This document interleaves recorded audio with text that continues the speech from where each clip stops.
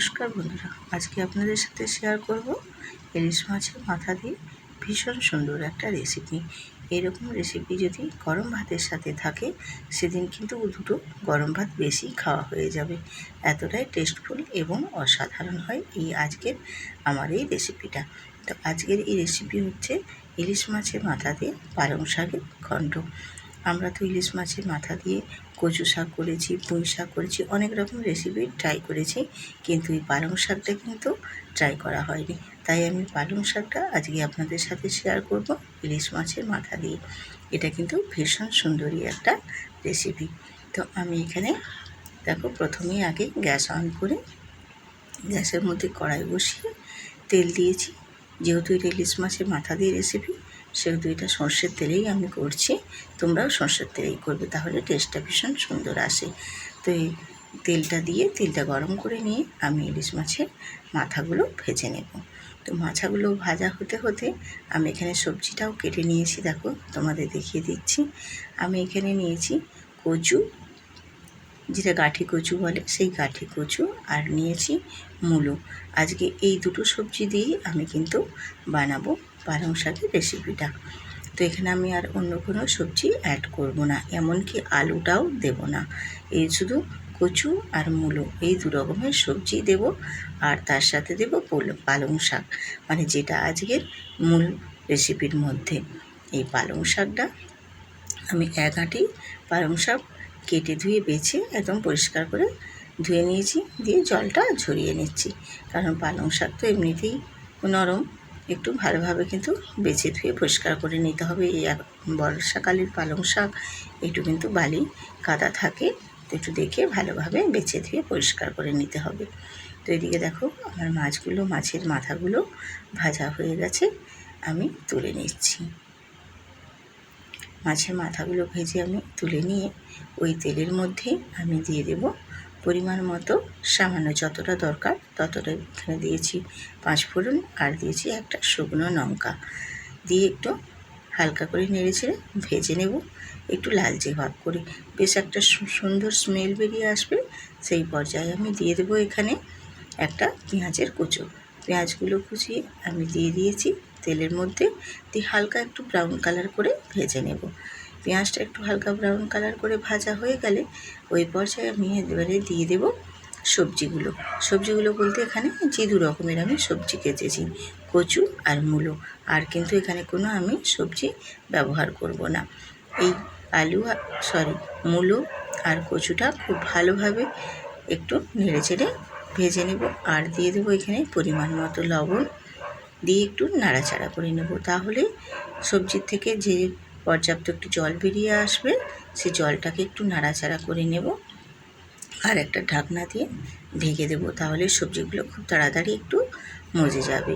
দেখো সবজিগুলো আমি ঢাকনা দিয়ে ঢেকে দিয়েছি, কিছুক্ষণ পরে আবার ঢাকনা তুলে চলে এসেছি। দেখো সবজিগুলো কিন্তু মজে গিয়ে অনেকটাই জল বেরিয়ে এসেছে। এই জলটায় হালকা করে একটু নাড়াচাড়া করে নিয়ে দিয়ে দেবো এর মধ্যে আমি অল্প পরিমাণে একটু লঙ্কার গুঁড়ো, আর দিয়েছি 1 টেবিল চামচ হলুদের গুঁড়ো, যেটা পরিমাণ মতো যেটা লাগবে, যার যেরকম সবজিতে যেই পরিমাণ মতো লাগবে সে সেই পরিমাণ মতো দেবে। তো আমার যেই পরিমাণ মতো লেগেছে আমি সেই পরিমাণ মতোই দিয়েছি। দিয়ে সবজিগুলো একটু নাড়াচাড়া করে নিচ্ছি। সবজিগুলো একটু নাড়াচাড়া করে নিলে এর হালি গন্ধটা চলে যাবে, আর খেতেও ভীষণ ভালো লাগবে, মানে কাঁচা গন্ধটা আর কি, যেটা আমরা গদা বাংলায় বলে থাকি। তো যাই হোক, দেখো নাড়াচাড়া করে নিয়ে আমি এখানে দিয়ে দিয়েছি মাছের মাথাগুলো, ভেজে রাখা মাছের মাথাগুলো দিয়ে একটু নাড়াচাড়া করে আর একটু আমি ঢাকনা দিয়ে ঢেকে দিলাম। ঢেকে করলে কী হয়, তাহলে সবজিগুলো একটু তাড়াতাড়ি কিন্তু নরম হয়ে যায়। তো আবার দেখো সবজিগুলোকে বেশ ভালোভাবে নাড়াচাড়া করে নিচ্ছি, আর এখানে মাছের মাথাটাও আমি দিয়ে দিয়েছি। মাছের মাথাগুলোকে খুন্তি দিয়ে একটু নাড়াচাড়া করে ঘাটা ঘাটা ভাব করে দেব। এরপর আমি দিয়ে দেবো এখানে পালং শাকগুলো। পালং শাকটা সবার লাস্টেই দিতে হবে, কারণ পালং শাক তো একদম নরমই সবজি একটা, জানো, ঝটপট হয়ে যাবে। তার জন্য সবজিগুলো খুব ভালোভাবে কষিয়ে নিয়ে তারপর আমি দেব পালং শাকটা। পালং শাকটা দিয়েও এইভাবে একটু নাড়াচাড়া করে নেব। সবজিগুলোর সাথে দেখো বেশ ভালোভাবে কিন্তু একটু নাড়াচাড়া করে মিশিয়ে নেব। মেশানো হয়ে গেলে এবারে একটা ঢাকনা দিয়ে ঢেকে দেবো শাকটা, যাতে খুব ভালোভাবে একদম মচে গিয়ে নরম হয়ে যায়। তো দেখো একটা ঢাকনা দিয়ে ঢেকে দেওয়ার পরে শাকটা দেখো অনেকটাই একদম মজে গিয়ে নরম হয়ে গেছে। বেশ সুন্দরভাবে দেখো শাকটা কষানো হয়ে গেছে সবজিগুলোর সাথে বেশ ভালোভাবে। আর একটু আমি নাড়াচাড়া করে সবজিগুলোর সাথে মিশিয়ে নিলাম দেখো, দিয়ে কিন্তু আর কষাবো না। এবারে আমি দিয়ে দেবো এখানে পরিমাণ মতো জল। তো এখানে জলটা খুব বেশি দেওয়ার দরকার নেই, কারণ কষানো হতে হতেই কিন্তু আমার সবজিটা মোটামুটি 50% সেদ্ধ হয়ে গেছে। আর যেটুকু বাকি আছে সেইটুকু আমি অল্প জল দিয়ে একটা ঢাকনা দিয়ে ঢেকে দেবো, যাতে ঝট করে সেদ্ধটা হয়ে যায় সবজিগুলো খুব ভালোভাবে। আর পালং শাক তো বেশিক্ষণ সময় লাগেই না, মোটামুটি সেদ্ধ হয়েই যাবে। তো দেখো আমার সবজিগুলো বেশ সুন্দরভাবে সেদ্ধ হয়ে গেছে। আর শাকটাও দেখো কত সুন্দরভাবে সেদ্ধ হয়ে একদম ঘাটা ঘাটা হয়ে গেছে। সবজিগুলো আমি তোমাদের দেখিয়ে দিচ্ছি, দেখো কতটাই সুন্দরভাবে নরম হয়ে গেছে। তো এইরকমভাবে নাড়াচাড়া করে নেব, করে নিয়ে সবজিগুলো সেদ্ধ করে ঠিক একটু ঘাঁটা ঘাঁটা করে দেব। এইরকমভাবে একটু ঘাঁটা ঘাঁটা করে দিয়ে সামান্য এবারে আমি এর মধ্যে অল্প একটু চিনি অ্যাড করে দেব। যেহেতু এটা পালং শাক আছে, শাকের সবজিতে একটু চিনি দিলে কিন্তু খেতে ভীষণ টেস্টফুল হয়। দিয়ে একটু নাড়াচাড়া করে নেব। তো এইভাবে রেসিপিটা তোমরা বন্ধুরা ট্রাই করবে, ভীষণই সুন্দর হয়। আর ইলিশ মাছের মাথা যে কোনো সবজিতেই কিন্তু দিলে তার টেস্টটাতে কিন্তু দ্বিগুণ পরিমাণে বেড়ে যায়।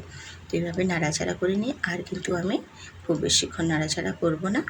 ওপর থেকে সামান্য একটু মাছের মাথাগুলো যখন ভেজেছিলাম আমি একটু অল্প তেল তুলে রেখেছিলাম, সেই তেলটাই আমি ওপর থেকে এখানে ছড়িয়ে দেব 2 টেবিল চামচ, দিয়ে একটু নাড়াচাড়া করে তারপর নামিয়ে নেব।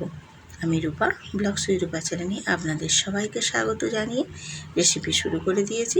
রেসিপিটা প্রায় শেষের মুখে। যদি তোমাদের ভালো লেগে থাকে তাহলে ভিডিওটিতে একটা লাইক দিয়ে সুন্দর করে একটা কমেন্ট করে দিও। তোমাদের কমেন্ট পড়ে চলে যাব তোমাদের পরিবারে। আর যেসব নতুন নতুন বন্ধুরা আমার ভিডিও দেখছো, তো বন্ধুরা যদি আজকের ভিডিওটা ভালো লেগে থাকে তাহলে সাবস্ক্রাইব করে বেল আইকনটি প্রেস করে দেবেন, তাহলে ভিডিও ছাড়া মাত্রই আপনাদের কাছে পৌঁছে যাবে সবার আগে। তো এই রকম রেসিপি গরম ভাতের সাথে কিন্তু ট্রাই করে দেখুন, সেদিন কিন্তু 2 ভাত বেশি খাওয়া হয়ে যাবে। এরকম নিত্য নতুন রেসিপি পেতে হলে আমার চ্যানেলটি সাবস্ক্রাইব করে আমার পাশে থাকো। আজ এই পর্যন্তই।